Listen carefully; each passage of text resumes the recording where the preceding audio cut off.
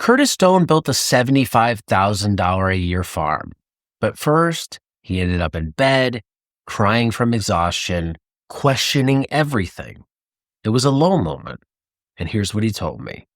Trial and error is a bitch. Trial and error sucks. What if trying to save $1,000 in education costs you $10,000 in mistakes? What if starting cheap is actually the most expensive way to farm? Let me show you the math and why the real cost isn't just dollars. Curtis Stone is now one of urban farming's success stories. But here's what happened before the success. I had so many burnout moments where I broke down, was in tears, so physically exhausted that I couldn't even move. I was bedridden for days, and that's not sustainable. 59% of new farmers quit within the first 5 years. The number one reason? Not financial failure. Burnout from figuring it out alone. Curtis pushed through, but only after he changed his approach. When I really started to accelerate in my farming, it was because I started to source high-grade information from other entrepreneurs. It wasn't necessarily other farmers. It was other people that were in the business world that really made me think about systems. That's when I really started to evaluate my system. Let's put numbers to this. Curtis breaks it down. If time is money, if you spend 100 hours screwing around with something that you could have learned in my course, you just paid for it right there. Even if you paid yourself $10 an hour, you just paid for it. Skip the trial and error. But that's just the beginning. Here's what trial and error actually costs. Lost time, $1,500. Ruined crops, $300. Wrong tools, another $500.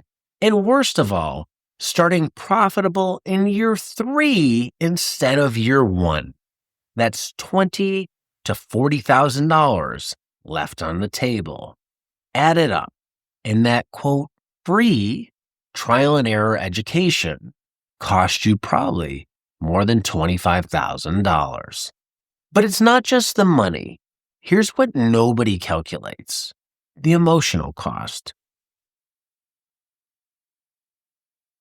When I ask farmers about their hardest moments, it's never just about the money. It's about the emotional toll of constant failure. I think that's a hidden cost, trial and error, that people don't even really think about or try and quantify. Because when you're trying and erring on stuff, there's always this, it's not working, it's failing, emotional type trauma happening. And most people, it's just human nature. When you do something and it doesn't work, you start getting frustrated, you maybe quit, you maybe give up. Curtis agrees. It just increases your burnout factor a lot. And the more stuff you have to trial and error, it just creates a lot of frustration. Research from Cornell's Small Farms program shows that farmers who start with mentorship or formal training report 73% higher satisfaction rates and 65% lower stress levels in their first 3 years.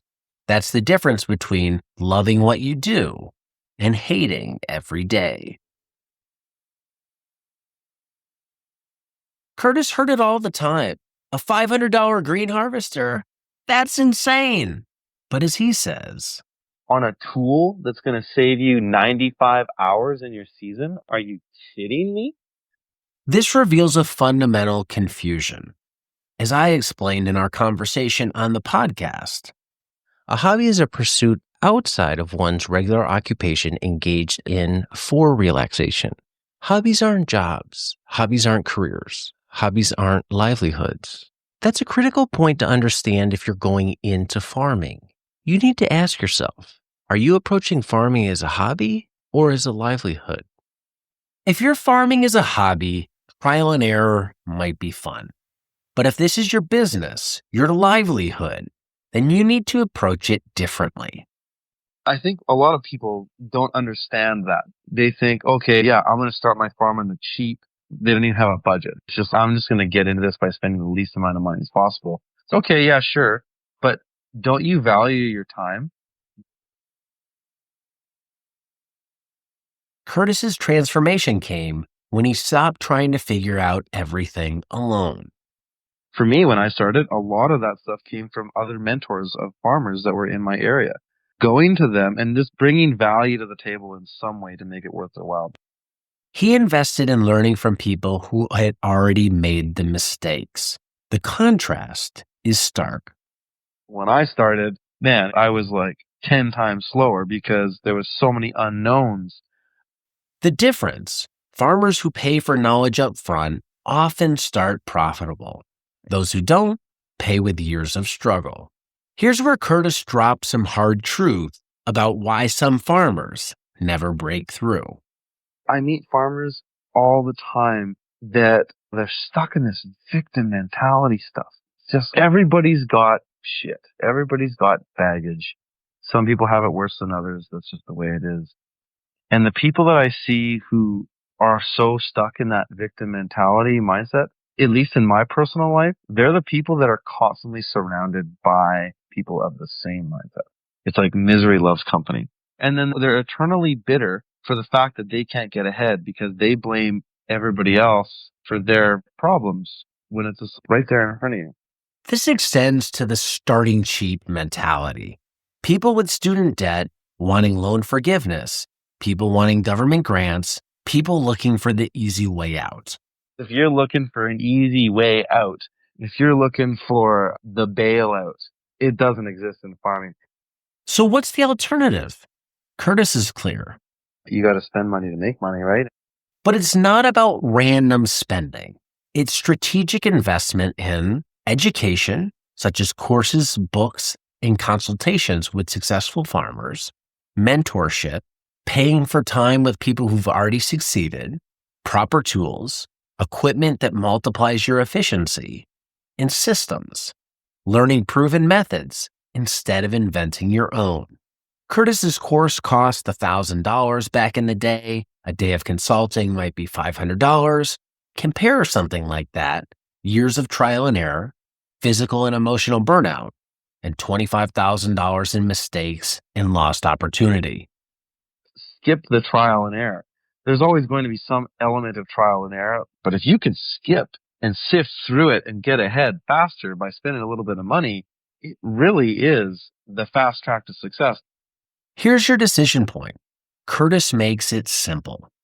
You got to know that you want to do this. You've got to know that farming is right for you. And if you do, you've got to be prepared to spend money. If you're not, you might as well go home.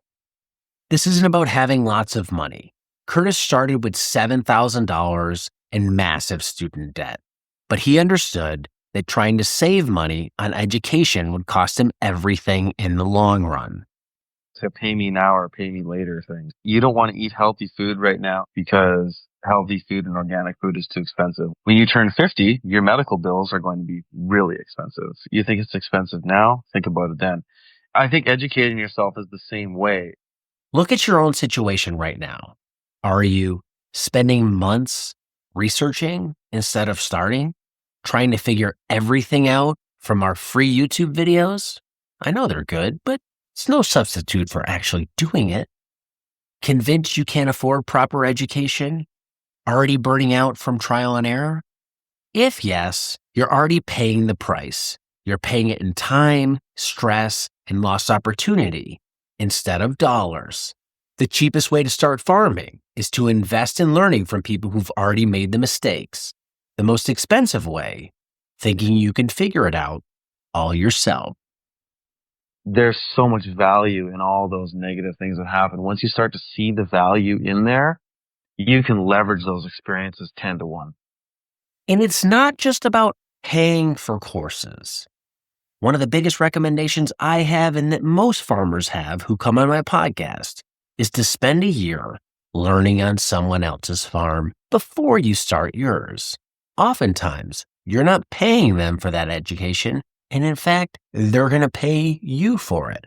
So you get paid to learn, to do something you eventually want to do as a business, while helping them in the process. It's a true win-win. So don't just think this is all about shilling courses. It's not. There's a lot of other ways to learn, including from the generous people in the farm community. Remember, farming is hard, but why create negative experiences you don't need? Learn from Curtis's burnout, not your own.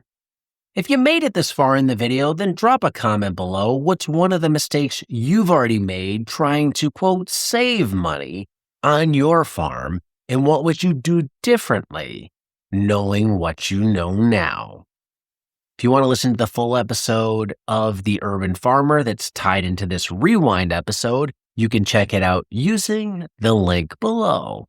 Thanks for watching, and until next time, be nice, be thankful, and do the work.